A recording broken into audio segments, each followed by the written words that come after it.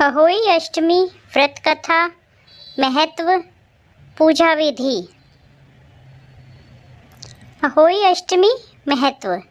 इस संपूर्ण सृष्टि में अनहोनी या दुर्भाग्य को टालने वाली आदि शक्ति देवी पार्वती हैं। इसलिए इस दिन माता पार्वती की पूजा अर्चना अहोई माता के रूप में की जाती है। आइए विस्तार से जानिए। अहोई व्रत कब है?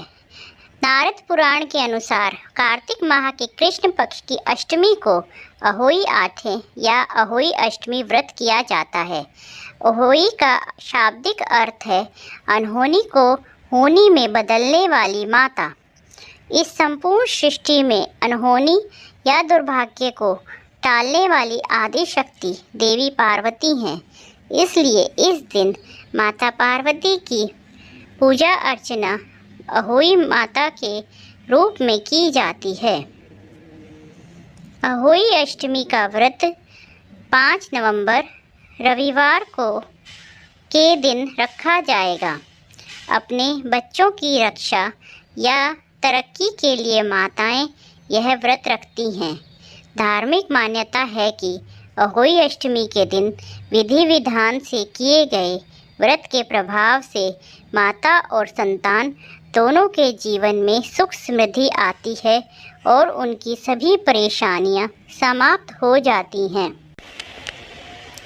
अहोई अष्टमी के व्रत पूजा में दिन भर उपवास रखने के बाद संध्या काल में सूर्यास्त होने के उपरांत तारे या चंद्रमा को अर्घदान करना चाहिए। इस दिन व्रत रखने वालों को सुबह जल्दी उठकर स्नान करना चाहिए। इसके बाद घर की एक दीवार को अच्छे से साफ करें। इस पर अहोई माता की तस्वीर बनाएं या लगाएं। तस्वीर को बनाने या लगाने के बाद घी का दीपक अहोई माता की तस्वीर के सामने जलाएं। फिर पकवान जैसे हलवा, पूरी, मिठाई आदि का भोग अहोई माता को लगाएं।